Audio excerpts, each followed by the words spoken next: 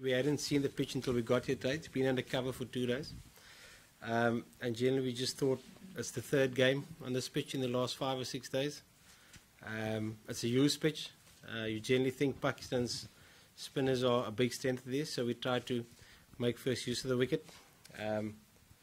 We sort of knew there might be a chance of rain, but we also had some reports saying that it might come after 11 o'clock. And the game was scheduled to be finished at about 9 or 9:30, whatever it's going to be. So, look, hindsight's a great side. It didn't work out for us today. We just thought we'd make first use of the wicket, considering it's the third game on that particular pitch in the last 5 or 6 days. Not a concern. Generally, our sides play spin really well. We pride ourselves in the way we play against spin.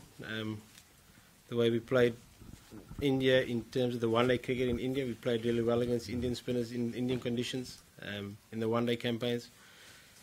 We've beaten Sri Lanka under their conditions, so it's not a concern to me. Conditions suited them today, and they bowled really well. And you've got to give Pakistan spinners credit; they bowled really well today. I think the disappointing fact was that one of our top 4, I suppose, got through the new ball to look after the spinners. So every time there was a new batter coming in facing the spin, and that's always going to be tough to do against quality spinners.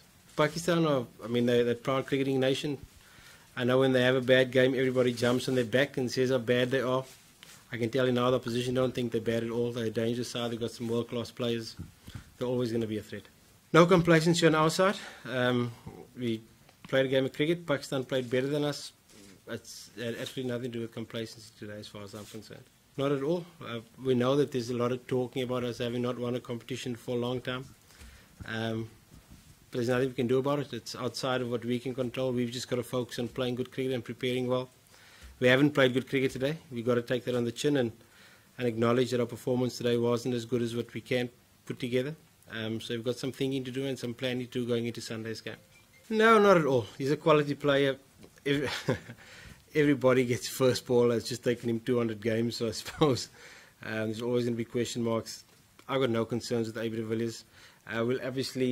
He did pick up a little bit of a niggle with his hamstring today, but the medical team will have a look at him. I can't comment on it until they've had a look at it. But by no means concerned. I'm expecting him to put in a big performance on Sunday. He's that type of player that when the team needs him, he'll turn it up on Sunday. I'm sure about that. I'll have to sit with the selectors. There's no doubt about that. We always pick what we think is our best 11 on the day, and very much dependent on conditions. We considered should we play a second spinner today because it was a used wicket.